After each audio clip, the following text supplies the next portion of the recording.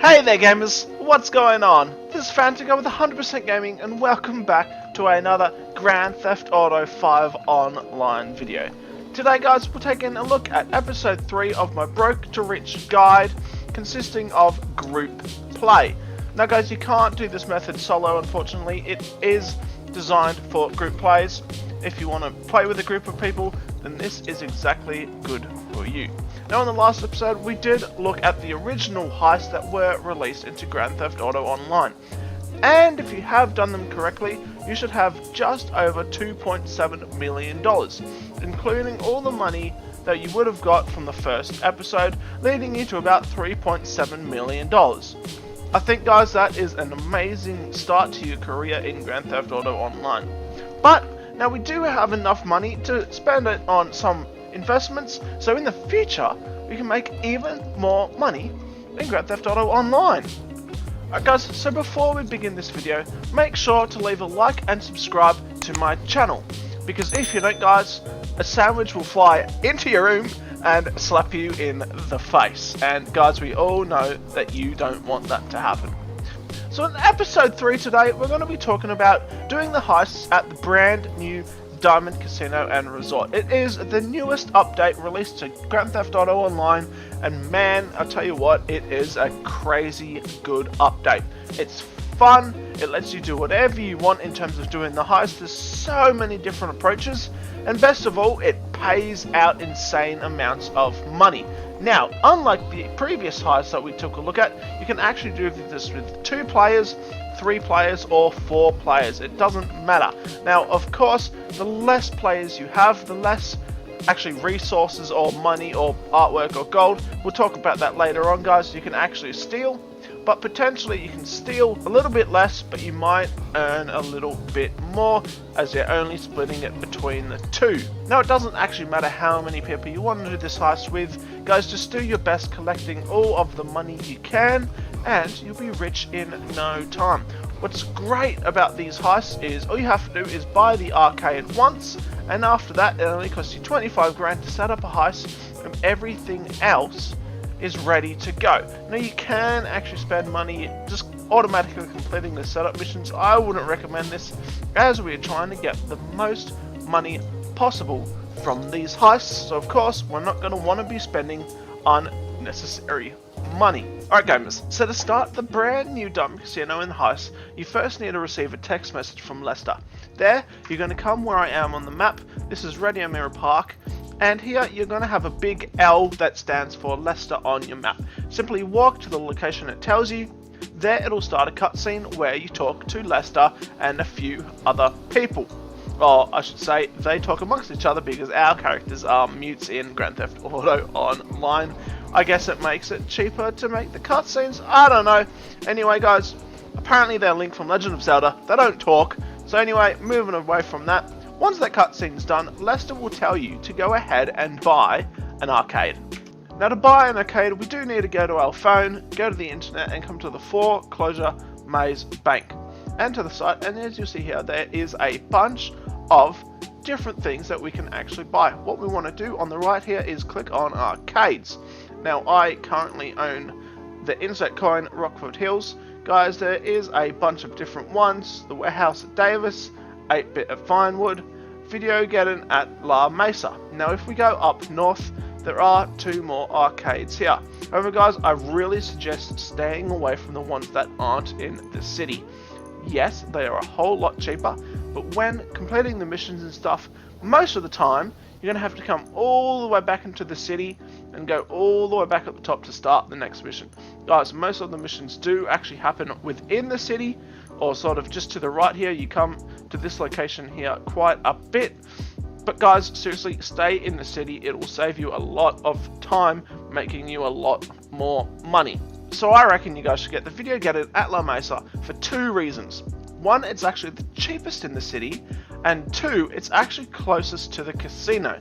So if you're trying to get the elite challenges, this is going to be the arcade that you guys should purchase. Now guys, if you don't really care about the location, I'd say get anyone in the city and simply drive around to each location on the map, have a look at the building and see which one you actually prefer the most. Now I preferred the insert coin at Rockford Hills location. For me, that's what I like. And yeah, once you buy that, guys, if you want, you can spend some money on renovations, that sort of thing. But if you don't, if you're just here to make the money, guys, just go all stock stuff, save your money. I would actually recommend that you buy the spawn location, the bed. Okay, so when you actually buy in there, okay, there are a few options that you can go with. Here are the mural, the floor, and the neon art. Now you don't actually need any of these. You can actually keep them all stocked to save you a little bit of money. And when you come down to the extras, actually it's grayed out here, but you can actually buy stuff like a sleeping quarters. Guys, I recommend you go ahead and do that so you can actually spawn in the arcade and start doing the missions right away. Also, the garage is handy if you don't have many so far and you need some storage for some cars, but also you can store your cars right in here and you just drive straight off doing the missions.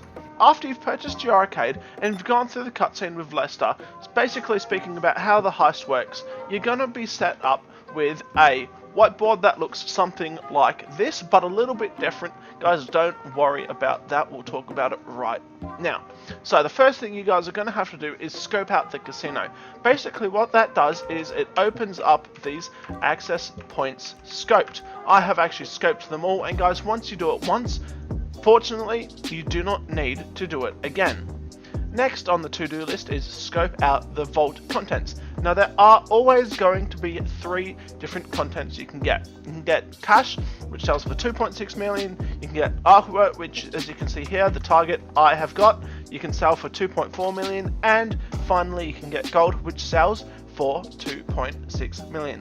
Now sometimes Rockstar decides to release diamonds into the casino. It's only been done once, and that was during the Valentine's Day event. Now, diamonds are actually really amazing as they sell for $3.6 million if you have the resources to collect them all. Now guys, once you have completed everything on this to-do list, then you have to select the approach. There are 3 different approaches. There is silent and sneaky. Personally guys, I wouldn't do this one. This is the hardest one to complete. After that guys, we move over to the big con or aggressive. Now aggressive, I believe, is actually rather easy as long as you complete the right heist setups. Now the big con can either be really tricky or really easy. It all depends on the way you want to actually go through doing the big con heist. It can change up quite a lot. So guys, test some stuff out, find the best way that you like to do it and the way that works best for you. Now, as you can see here, we have the extras, the casino model, and the door security. Guys, you do not need any of these. The casino model basically shows you little dots of where the access points scoped are. It actually gives you this little diagram here, and as you can see, these little blue dots is where you need to go to collect all of the scope out points, or all the entrances. So guys, I've showed it to you here right now. That is all you need to see. Now the Allen 34, that's not very nice. You should not wish anyone to get cancer. That is terrible. Guys, the POI scoped is all stuff that you do in the casino. You actually get some from walking around the casino, and you also get others when you're actually doing the scope out, where you're looking through the camera work. Guys, make sure at every camera that you get to, you look left and right, make sure you scope out absolutely everything in the casino there, and your board should look exactly like mine. Now guys, the only thing I might suggest you get is the door security. It is a little bit of money, I don't remember how much it is, it does cost quite a bit, but it really does help you with the security doors if you haven't done them before. They can be a little bit tricky, but there are heaps of guides online on how to do that. Anyway guys, once you have completed an approach, you can't actually do that again right afterwards. So as you can see here, Big Con has a locked symbol on it, and the aggressive has a skull on it. That means that the aggressive is actually going to be hard mode. It's a little bit harder, it gives you a little bit more money, but even though it's hard mode, it's still going to be easier than the silent and sneaky.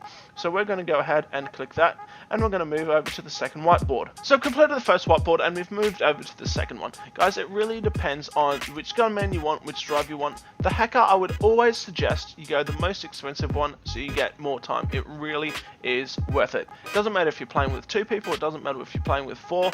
Seriously, the extra time is always awesome. And the option of the power drills, you don't actually have to do it, guys, but if you have 4 players, I always recommend you do the power drills so you get a little bit of extra cash. Now, as you can see here, there's the sticky notes with the little asterisks on it. That means you have to do that mission, and the other ones you don't actually need to do. So if they just have the little lock on them, you don't have to do it, but if it has the asterisks, you do have to do it. So guys, after you've done the heist a few times, you figure out that you really don't need to do all the optional setups.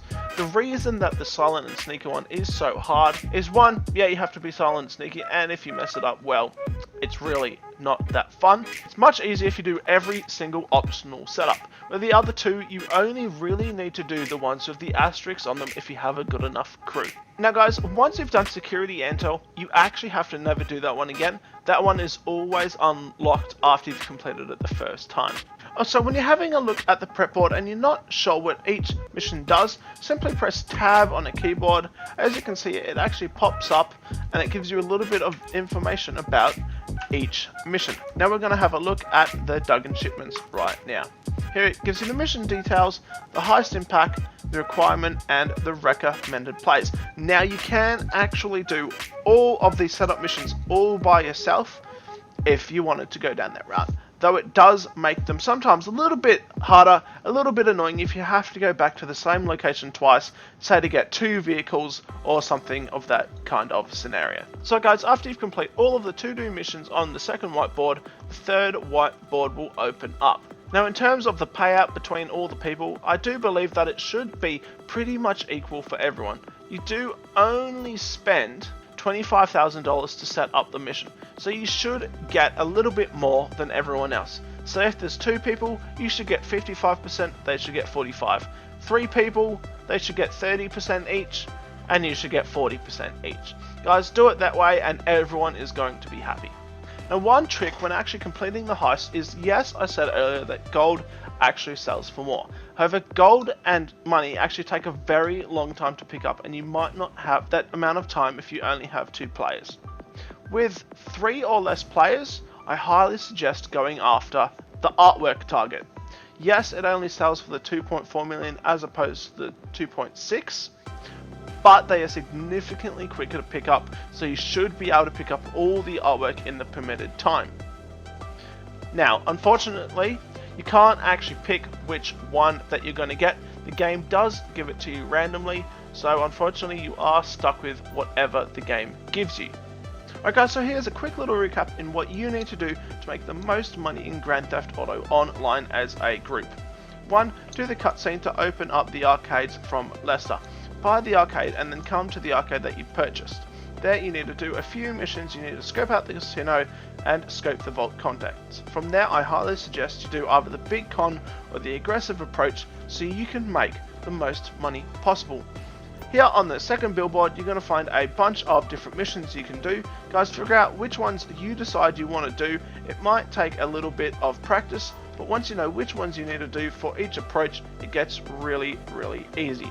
After that, guys, do a decent share for everybody. And guys, when it comes to actually completing the actual heist, you should be taking just a little bit more than everyone else, about 5%. Depending on which target you guys get in the game, and depending how many people you're playing with, you should get between $500,000 and $1.2 million. Alright gamers, as always, this has been Fantigo with 100% Gaming.